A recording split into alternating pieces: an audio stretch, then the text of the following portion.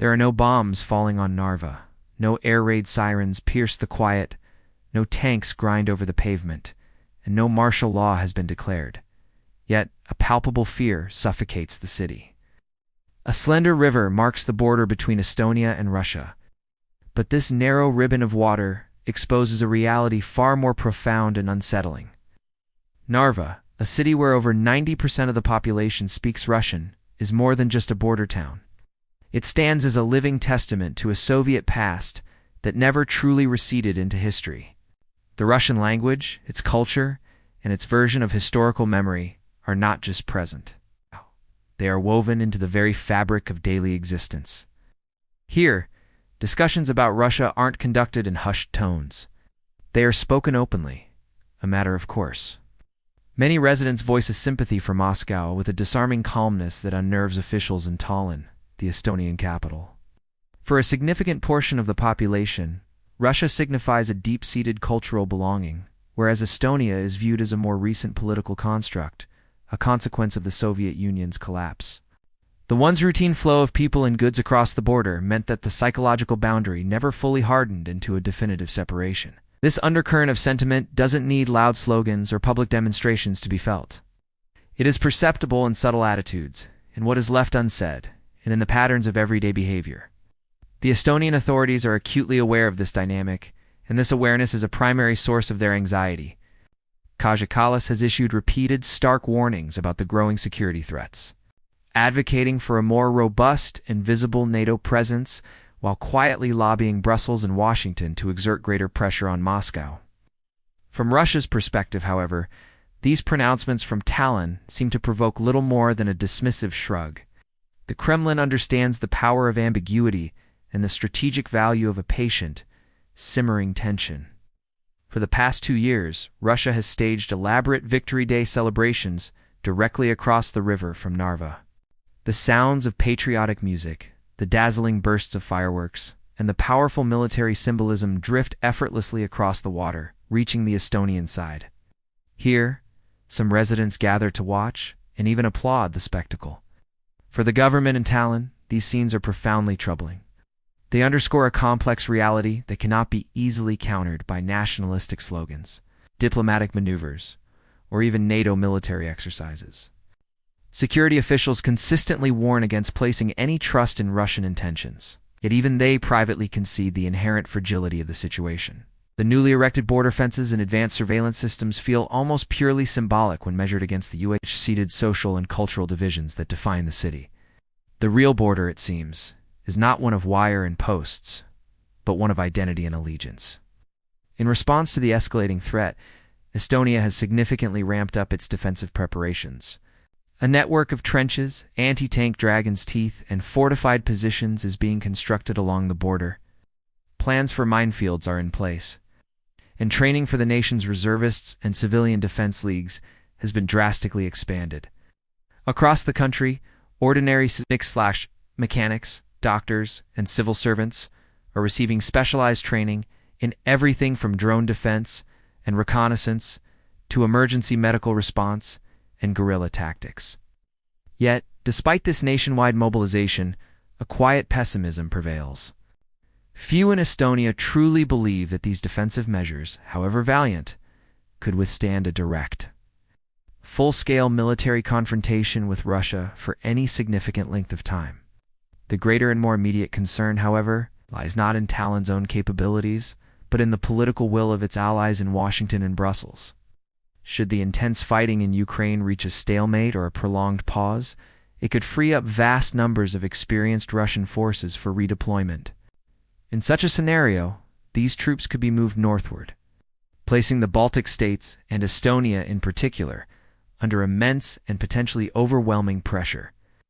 It is a nightmare scenario that haunts the strategic calculations of Estonian defense planners, who know their nation's survival depends entirely on the speed and decisiveness of an allied response. Within NATO, officials privately acknowledge the immense challenge this presents. The alliance's resources are already stretched thin.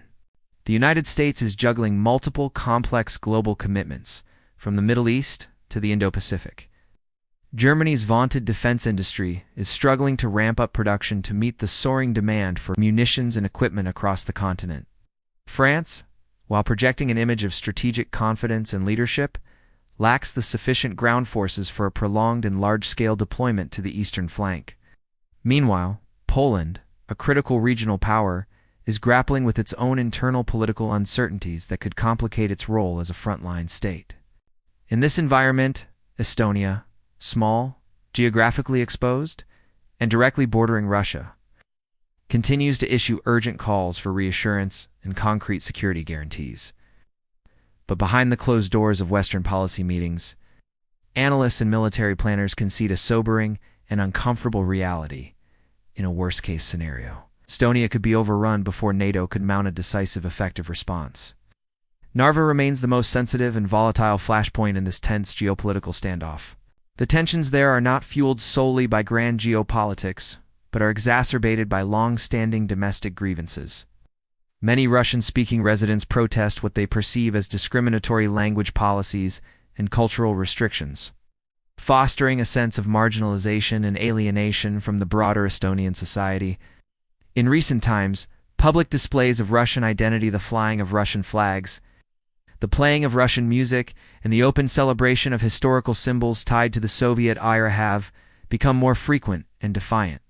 These acts often trigger security crackdowns from Estonian authorities, which in turn only serve to deepen the resentment and reinforce the cycle of mistrust. Meanwhile, Moscow maintains a posture of public restraint. There are no loud bellicose threats emanating from the Kremlin, no dramatic large-scale military displays massed on the border. Instead, the pressure is applied through more subtle and insidious means. There are quiet, undeclared troop movements, persistent electronic disruptions targeting communication networks, widespread GPS interference that affects aviation and shipping, and a series of carefully calibrated provocations designed to test NATO's reactions without crossing any clear red lines. These hybrid tactics are designed to sow confusion, create instability, and erode confidence from within. For NATO's military planners, this calculated ambiguity is deeply unsettling. A crisis in Narva, they fear, might not begin with the dramatic image of tanks rolling across a bridge. It could start with manufactured protests, engineered civil unrest, and a crisis of contested legitimacy, a gray zone scenario where traditional military alliances, built to respond to conventional invasions, struggle to find an appropriate and effective response. How does a military alliance respond to a protest? At what point does civil unrest become a pretext for foreign intervention? These are the questions that keep strategists in Brussels awake at night. Prime Minister Kaja Kallas, who has been one of Europe's most hawkish voices against Russian aggression, now faces mounting pressure on the home front. Her public approval ratings are declining as the economic and social costs of the standoff begin to bite. Some Estonians, weary of the constant tension, believe her uncompromising policies have pushed the country into an unnecessarily confrontational position, making it a target. Opposition figures have begun to publicly question whether Estonia has effectively become a frontline buffer state for the West, but without the ironclad immediate guarantees needed to ensure its survival. The debate is shifting from how to deter Russia to whether the current strategy is sustainable. The core, unspoken question now hangs heavily in the air, lingering uncomfortably in the corridors of power in both Tallinn and at NATO headquarters. If a real crisis were to unfold in Narva, what would truly stop it? Is the promise of collective defense enough when the aggressor operates below the threshold of all-out war? For NATO, the stakes extend far beyond the sovereignty of Estonia. A failure to protect one of its smallest and most vulnerable member states would irrevocably undermine the credibility of the entire alliance, shattering the very foundation of collective security upon which European peace has rested for decades. Yet the prospect of escalation against a nuclear-armed Russia carries risks that few national capitals are truly prepared to accept, creating a dangerous paralysis. Narva has not fallen, no shots have been fired. But the situation there perfectly illustrates a new and disturbing reality of modern strategic competition, influence. Identity and relentless psychological pressure can shape outcomes and determine a nation's fate long before any armies ever move. Sometimes a country does not lose its sovereignty in a single dramatic moment of conflict. Sometimes it slips, quietly and inexorably, into a gray space where every available option carries an unacceptable cost.